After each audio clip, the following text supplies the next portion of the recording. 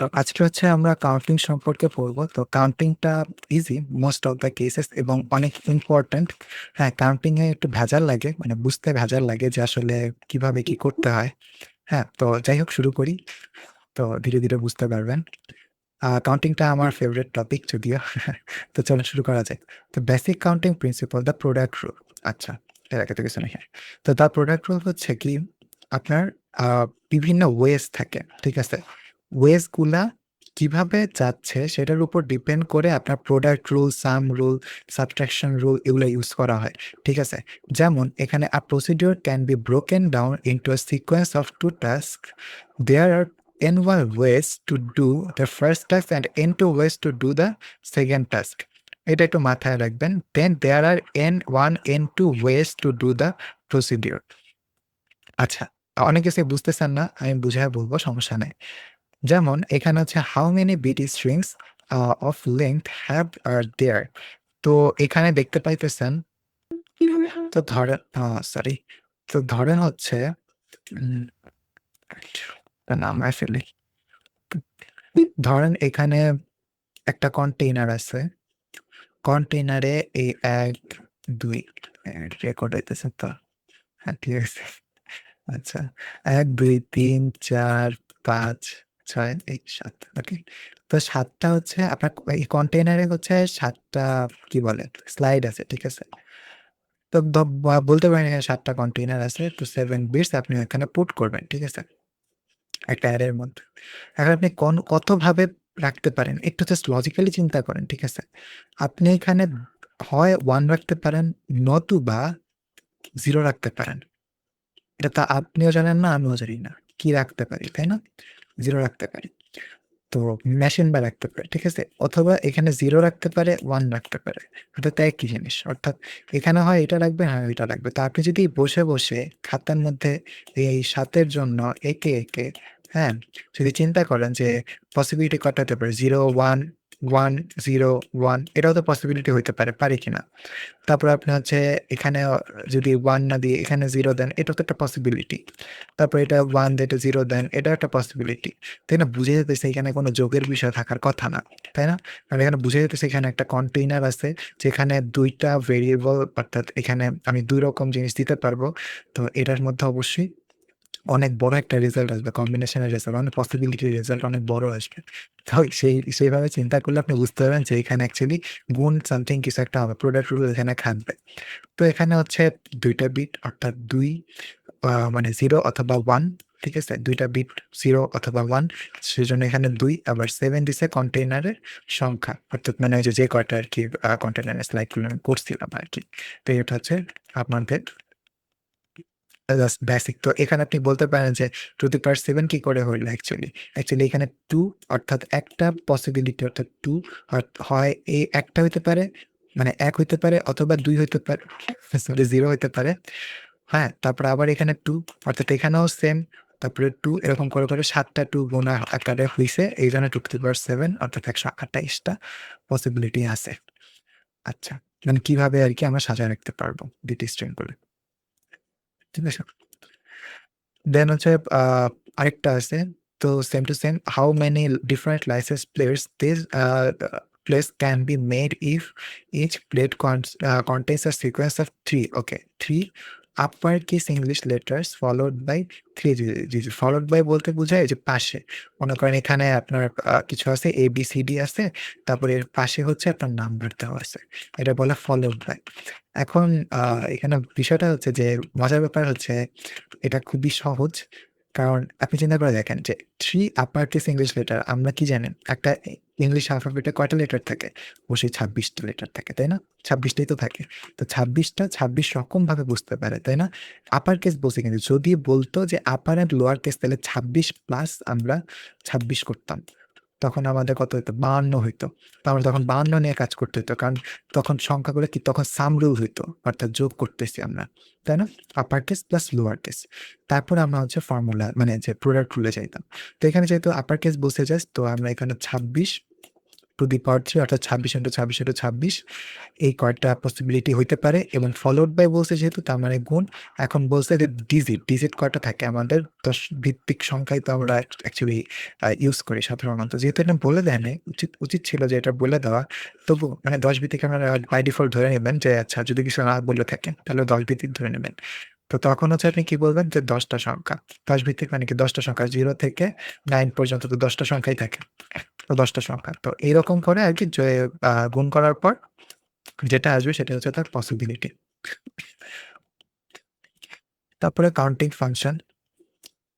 এইটা খুব একটা তেমন কিছু নাই। যেমন ওয়ান টু ওয়ান ফাংশন। তারপরে এটা অ্যাকচুয়ালি ওইটার মতনই আমরা যে ফাংশনে গিয়ে পড়ছিলাম না? সেট অ্যান্ড ফাংশনে অ্যাকচুয়ালি ওগুলাই এখানে বলছে। যদিও এটা খুব একটা ইম্পোর্টেন্ট কিছু না। এটাও তো আমরা জানি তাই না? টু দি পাওয়ার যে এস হয় অর্থাৎ যে কয়টা থাকে সেই কয়টা। এবার basic counting the some rule. আপনার সাম রুল তো অলরেডি বুঝে গেছি যে আসলে কি বুঝায়। তো এখন যখন if a task can be done either in one of n1 ways or in one of n2 ওই যে বললাম এই যে মনে করেন যে এটা কি বলছে 1 of n1 এটা কি বলতে চাইতেছে? ধরেন আছে এখানে বলল যে আপার কেস লেটার। ঠিক আছে? আর হচ্ছে or in one of n2 এটা ধরেন হচ্ছে লোয়ার কেস লেটার। তাহলে এই দুটা কি হবে? যোগ হবে। ওকে? দ্যাটস ইট, আর কিচ্ছু না। যেমন এখানে একটা এক্সাম্পল আসে। বলছে the mathematics department must choose either a student, মনে রাখবেন either a student or a faculty member. আরেকটা জিনিস আপনি বলে দিই, যদি অ্যান্ড থাকে, অ্যান্ড দিয়ে যদি কিছু থাকে তাহলে বুঝবেন এখানে প্রোডাক্ট রুল খাটারই সম্ভাবনা বেশি। আর যদি অর থাকে তখন বুঝবেন যে এখানে সাম রুলটা খাটার সম্ভাবনা বেশি। তো department must choose either a student or a faculty member as a representative for a university committee. How many choices are there for representative are if there are 37 members of the mathematics faculty, okay, and 83 mathematics major and no one is both a faculty member and a student। তার মানে হচ্ছে ওকে, no one both. আচ্ছা, no one মানে কেউ ফ্যাকাল্টিও মানে একসাথে মনে করেন আমি ফ্যাকাল্টি আবার স্টুডেন্ট, হ্যাঁ? বা ফ্যাকাল্টি, হ্যাঁ, ফ্যাকাল্টিও আবার হচ্ছে স্টুডেন্ট। এরকমটা নাই, কেউ নাই। ঠিক আছে? ধরেন আমি হচ্ছে ফ্যাকাল্টি স্টুডেন্ট এরকমটা ওখানে নাই। ঠিক আছে? মানে কেউ নাই। এখানে আছে ডিরেক্ট বলছে 83 ম্যাথমেটিক্স মেজর অর্থাৎ 83 জন হচ্ছে স্টুডেন্টস আছে এবং 37 জন হচ্ছে ফ্যাকাল্টি আছে। That's it. যেহেতু অর বলছে সেহেতু আমরা বুঝতে পারতেছি এখানে প্রোডাক্ট রুল কাজ সরি সাম রুল কাজ করবে। ঠিক আছে? জাস্ট সিম্পলি ভাবে এটা বলা যায়। এছাড়া যদি আমরা লজিক্যালি চিন্তা করি, আমরা এখানে কয়টা পসিবল ওয়েজ বানাতে পারি? আপনি চিন্তা করেন এটা কি কোনো কন্টেইনার? না। এটা হচ্ছে গিয়ে আমার আ এই ফ্যাকাল্টি যারা আছে হয় এই ফ্যাকাল্টি, না হয় এই ফ্যাকাল্টি, এভাবে করে কি আমরা চিন্তা করতে পারবো? না। ঠিক আছে? সেজন্যই অ্যাকচুয়ালি এখানে সাম রুল হইতেছে। Uh combining sum and product rule ওই যে যেভাবে আমরা বলছিলাম যে ফার্স্টে সাম রুল প্রয়োগ করতে যদি আপার কেস লোয়ার কেস একসাথে বলে, ঠিক আছে? তখন আমাদের সাম রুল ইউজ করতে হবে। তারপর যদি হচ্ছে বলে যে ওই স্টেটমেন্টটা যে কয়ভাবে হচ্ছে আমরা নাম্বার প্লেট বসাতে পারবো, তখন আমাদের প্রোডাক্ট রুল ইউজ করতে হবে। এটাই আসলে combining sum and product rule. Suppose the statement labels in a programming language can be either a single letter or a followed by a digit. আচ্ছা, সিঙ্গল লেটার বলতে কি বুঝায়? সেটা আপার কেস হইতে পারে, লোয়ার কেস হইতে পারে, তাই না? আপার কেস হইতে পারে অথবা লোয়ার কেস হইতে পারে। তো আমি তো সেটা জানি না। তো সেজন্য আমি এটারে 26 + 26 করে 52 করে ফেলছি। অর্থাৎ আপার ক্লাস আর লোয়ার ক্লাস ২ টা মিলিত করে ফেলছি। তারপর আমরা প্রোডাক্ট রুল খাটাইছি। যতগুলো আসবে সেগুলোই তার পসিবিলিটিস। ওকে। Counting password. এইটা আমাদের আসলে এটা খুবই ইম্পোর্টেন্ট। আমি এটা একটু ইন ডিটেইলস বুঝাতে চাই। একটু আজানের শব্দ হইতেছে তো আমি একটু পরে ভিডিওটা আপাতত পজ করতেছি। আ ওকে। চলুন শুরু করা যাক। Each user on a computer system has a password which is 6 to 8 characters long, where each characters is an uppercase letter or a digit. Uppercase উল্লেখ করে দিছে। Each password must contain at least 1 digit. Okay, how many possible password are there? তো এখানে একটু চিন্তা করে দেখি। বলছে যে হয় which is 6 to 8 characters long, তার মানে 6 থেকে 8, তাই না? 6 to 8, তার মানে 6 একরকম, p of 6 তাহলে 6 to 8 বলছে যেহেতু, তার মানে P of 7 ও পড়তেছে এর মধ্যে, তারপর কি P of 8। Okay, first condition আমরা বুঝলাম। এবার সেকেন্ড কন্ডিশনে যে দেখি where each character is an uppercase letter, তার মানে একটা ক্যারেক্টার মানে কয়টা ক্যারেক্টার আছে সেটা তো আমরা জানি না, তাই না? তো এখন ইচ ক্যারেক্টার মানে প্রত্যেকটা ক্যারেক্টার কি হবে, বলছে কি each character is an upper case, তো আপার কেস 26টা লেটারই তো আছে, তাই না? আর যদি বলতো আপার case letter and lower case letter, তাহলে আমাদের যোগ করতে হইতো। আচ্ছা, তো 26 এখন অর আর ডিজিট, তার মানে একটা ডিজিটও থাকবে। অর আর ডিজিট তার মানে হচ্ছে এখানে হয় লেটার থাকতেছে না অর আর ডিজিট থাকতেছে। ওকে, আর বলছে যে each password must contain at least 1 digit, তাহলে each password content at least 1 digit. যাই হোক, তো এখানে আমরা দেখতেছি যে বলছে ইচ পাসওয়ার্ড মানে প্রত্যেক পাসওয়ার্ড কিন্তু একটা নাম্বার কন্টেন্ট করতেই হবে, তাই না? এটাও কিন্তু বাধ্যতামূলক। তাহলে যাই হোক, আমাদের 26 বলছে মানে আপার কেস লেটার অর আর ডিজিট, মানে অথবা ডিজিট থাকতে পারে। তার মানে অথবা যদি থাকে এরকম অর যেহেতু থাকে, তার মানে আমরা কি করে আমরা জানি, আমরা স্থান রুল ইউজ করি। সরি, একটু বেশি বড় করে ফেলছি। 10 করলাম, তো এখান থেকে আমরা 36 পেয়ে গেলাম, তাই না? 36 সাম রুল করলাম, যেহেতু অর বলছে, অর আর ডিজিট হয় এটা থাকবে না হয় ওইটা থাকবে, জানি না তো কোনটা থাকবে। 36 এখন পরের কন্ডিশনে যদি আসি, each password must contain at least 1 digit. 1 digit থাকার শর্ত কি? শর্ত হচ্ছে আমার যে অ্যালফাবেটগুলো আছে, একটা যে কন্টেইনার বানিয়েছি, মনে করেন 6টা কন্টেইনার আছে।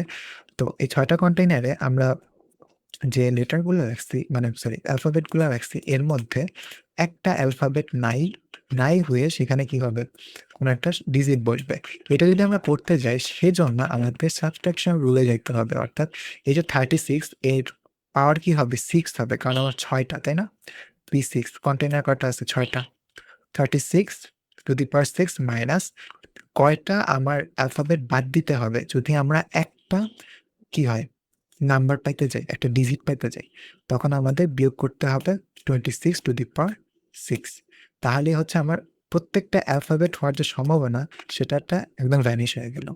তো এইভাবে করে এই পাসওয়ার্ডের বাকিগুলো মানে 6, 7, 8 মানে P to the power 7, P to the power 8 এগুলো হচ্ছে সলভ করা যাবে একইভাবে, ঠিক একই পদ্ধতিতে। করার পর আমরা কি করব? জাস্ট সিম্পলি আমরা যোগ করে ফেলবো। তাহলে হচ্ছে আমরা টোটাল পাসওয়ার্ডের যে কম্বিনেশন, অর্থাৎ পসিবিলিটি কম্বিনেশনের, সেটা আমরা পেয়ে যাবো, যেটা একটা হিউজ পরিমাণে বুঝে যেতেছে। ওকে, বেসিক কাউন্টের প্রিন্সিপাল সাবট্রাকশন রুল আমরা অলরেডি পড়ে ফেলছি এখানে, তাই না? আমরা বুঝে গেছি যে সাবট্রাকশন রুল কি করা হয়? কমনটাকে বাদ দিতে হয়। যেমন ওই যে অ্যালফাবেট কমন ছিল, প্রত্যেকটা যেন অ্যালফাবেট না হয়, সেটা যেন আমরা কি করলাম? এরাডিকেট করলাম। That's it. Counting bit string, এটা তো আমরা সরি কাউন্টিং বিট স্ট্রিং। তো এখানে কি বলছে? How many bit strings of length 8 either start with the 1 bit or end with the 2 bit 00। আচ্ছা, এটা অনেক ইন্টারেস্টিং। সাধারণভাবে এটা পারা যাবে না জানি, এটা একটু গোলমেলে লাগতে পারে। আমার ফার্স্টে গোলমেলে লাগছে। এটা অ্যাকচুয়ালি বলতে চাইছে কি, যে আপনার ধরেন 8 কন্টেইনারে 1, 2, 3, 4, 5, 6, 7, 8 8 ঘরের হচ্ছে আপনার 8টা কন্টেইনার আছে। ঠিক আছে? 8টা কন্টেইনার আছে। এখন আপনি প্রত্যেকটা কন্টেইনারে বিটস বসাবেন, বিট নাম্বারটা বসাবেন, অর্থাৎ 1 অথবা 0। কিন্তু আপনাকে ফিক্সড করে বলছে স্টার্ট উইথ দ্য 1 বিট।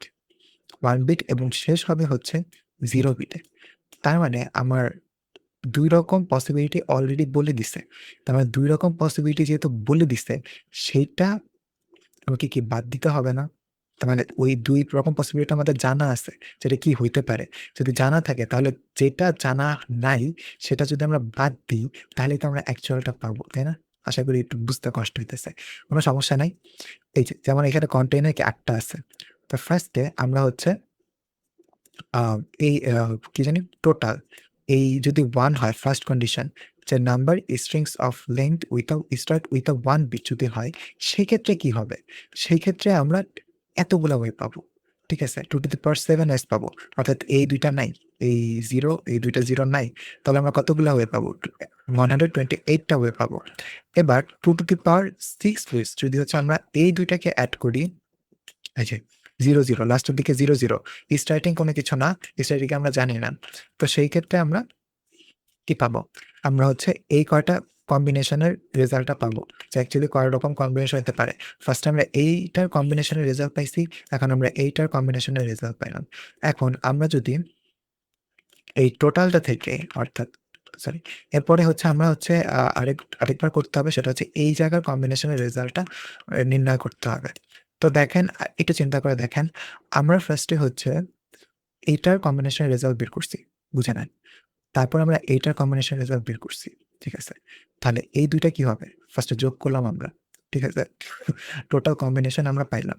এখন আমরা যদি এই মাঝের পোরশনের কম্বিনেশনটা যদি বাদ দিই, এই ২ জায়গা থেকে, তাহলে কি আমরা অ্যাকচুয়াল যে পসিবিলিটি সেটা আমরা বের করতে পারবো যেটা কন্ডিশনে বলছে।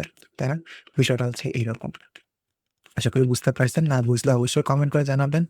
আর ভিডিওটা আরেকবার দেখবেন, তাহলে হয়তোবা ক্লিয়ার হয়ে যেতে পারে। আর না হলে আমাকে অবশ্যই কমেন্টে জানাবেন। যাই হোক, আমি কমেন্টে অবশ্যই রিপ্লাই দেওয়ার চেষ্টা করব। আচ্ছা, ট্রি ডায়াগ্রামস। ট্রি ডায়াগ্রামস এখানে আমি আমাদের ইন্ডাকশন অ্যান্ড গ্রাফস অ্যান্ড ট্রিসে আমি হচ্ছে ট্রি ডায়াগ্রামটা হচ্ছে ভালো করে বুঝিয়ে দিব। এখানে রুটেড ট্রিস, হ্যাঁ?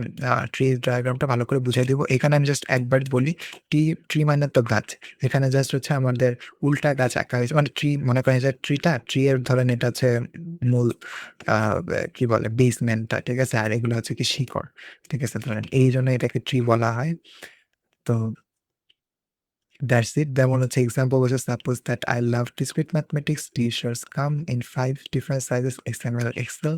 XXL each size has 4 colors white, red, green and black except XL। তো আপনি বুঝতেই পারতেছেন যে each size comes in 4 colors। তার মানে আমার একটা পছন্দ একটা শার্ট, ওই শার্টটা হচ্ছে হয় এটা এস সাইজ, না হলে এম সাইজ, না হলে এল সাইজ, না হলে এক্সেল সাইজ। এবার ট্রিতে খুব সুন্দরভাবে করে বুঝায়। এটা কিন্তু দেখে এলোমেলো লাগতেছে। মনে হচ্ছে কি বলতেছে এগুলা। কিন্তু ট্রিতে যদি আপনি যখন সুন্দর করে সাজাবেন তখন কিন্তু আপনার আম বুঝতে সুবিধা হবে। তো দ্যাটস ওয়াই ট্রিটা দরকার আছে। তো এখান থেকে বুঝতে পারতেছেন যে এই প্রত্যেকটার জন্য আলাদা, আলাদা RGB কালারের কথা বলছে। ঠিক আছে না? That's it. তারপরে হচ্ছে পিজিয়ন হোল। এটা মাস্ট ইম্পোর্টেন্ট। পিজিয়ন হোল কিরকম জিনিস বলতেছি। ধরেন আপনার হচ্ছে কবুতর আছে, হ্যাঁ? কবুতর আছে। তো কবুতরের ঘর হচ্ছে ২০ টা। সরি, কবুতরের ঘর হচ্ছে ১৯ টা, তাই না? তাহলে ১৯ টা যদি হয়, তার মানে আপনি কি বুঝলেন? ১৯ টা যদি ঘর থাকে আর যদি ২০ টা যদি কবুতর থাকে, তার মানে অবশ্যই ওই ১৯ টা ঘরের মধ্যে এমন একটা ঘর আছে যে ঘরে ২ টা কবুতর আছে। তাই না? এটাই পিজিয়ন হোল প্রিন্সিপাল। খুবই ইজি। তো এই জিনিসটা কখন কাজে লাগবে? সামনে আসতেছে। যেমন এই যে among any group of 367 people, there must be at least 2 with the same birthday because there are only 366 possible birthdays। মানে কি বুঝলেন? আপনার বছরে, ১ বছরে কয়টা দিন আছে? ৩৬৬ দিন না? হাইয়েস্ট? আচ্ছা, ৩৬৬ দিন আছে। এখন আপনার যে গ্রুপ আছে, মানে ধরেন আপনার স্কুলে ৩৬৭ জন স্টুডেন্ট আছে। স্কুলে ৩৬৭ জন স্টুডেন্ট আছে। আর আমাদের আছে 366। এখন যদি worst case scenario হয়, তাহলে প্রত্যেক জনের একটা, একটা করে দিনে আছে। অর্থাৎ কারো আছে জানুয়ারির ১ তারিখে, কারো আছে ফেব্রুয়ারির ১ তারিখে। তো এরকম করে প্রত্যেকজনের একটা, একটা দিন আছে, তাই না? বা ফেব্রুয়ারির ২ তারিখে, ফেব্রুয়ারির ৩ তারিখে এরকম আছে, তাই না? আচ্ছা, এখন দেখেন একটা, একটা করে কিন্তু হয়ে গেল। তারা কিন্তু নিজেদের বার্থডে কে অ্যাসাইন করে নিল প্রত্যেকটা ডেটকে, worst case scenario।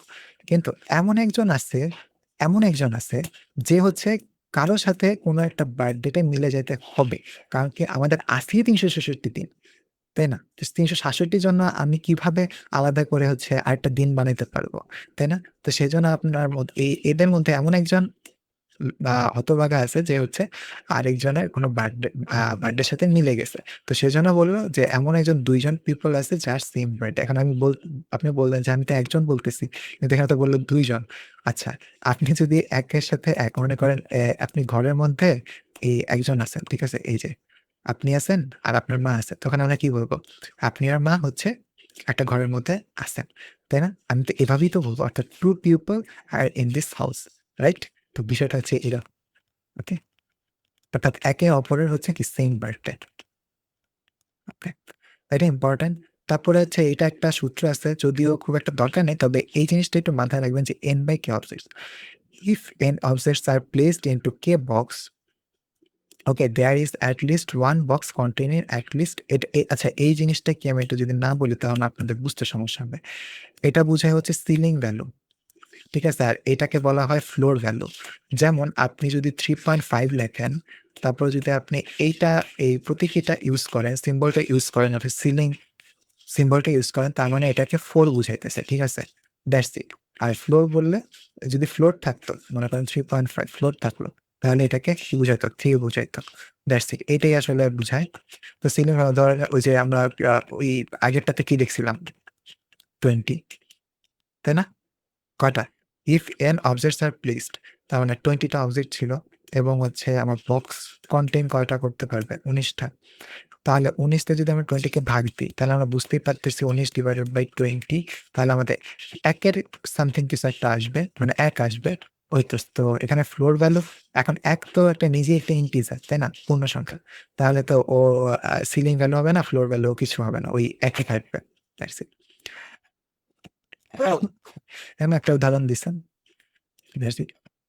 এটা খুব একটা ইম্পোর্টেন্ট না। এটা এই সূত্র ইউজ করে হচ্ছে কিছু প্রবলেম সলভ করছে। এই প্রবলেমটা নিয়ে হচ্ছে আপনাদের ঘাবড়ানোর কিছু নাই। এগুলা হচ্ছে তাসের আরকি একটা খেলা। যদিও তাস খেলা আমি নিজেও খুব একটা ভালো পারি না। কিন্তু এই কোয়েশ্চেন আসে না। এই কোয়েশ্চেন কেউ দিবে না। যদি না আপনার ফ্যাকাল্টি খুব বাজে লেভেলের টাফ হয়, তাহলে হয়তোবা দিতে পারে। ঠিক আছে? তাছাড়া কোনো ফ্যাকাল্টি আপনাকে এই ধরনের কোনো প্রবলেম দিবে না। ওকে। তো রিভিউ কোয়েশ্চেন এসব বললাম। তো এগুলো আপনারা নিজেরা সলভ করবেন। খুব মজা পাবেন এই কাউন্টিংটা পড়ে। এটা আমার খুব ফেভারাইট একটা টপিকস। আমার খুব ভালো লাগে। এটা পড়তেও ভালো লাগে, আমার পড়তেও ভালো লাগে। তো হচ্ছে আশা করি এটা পারবেন। এই রিভিউ কোয়েশ্চেন গুলো যদি না পারেন তাহলে অবশ্যই আমাকে কমেন্ট সেকশনে বলবেন। আমি ট্রাই করব আপনাকে বুঝায় দিতে। ওকে। That's it. আজকের ভিডিও এই পর্যন্তই। দেখা হবে নেক্সট ভিডিওতে। যদি ভিডিওটা ভালো লেগে থাকে তাহলে অবশ্যই লাইক করবেন। লাইক করলে আমার নিজের মধ্যে আরকি আসে, একটা মোটিভেশন কাজ করে। ঠিক আছে? কমেন্ট করে জানাবেন কেমন হইছে।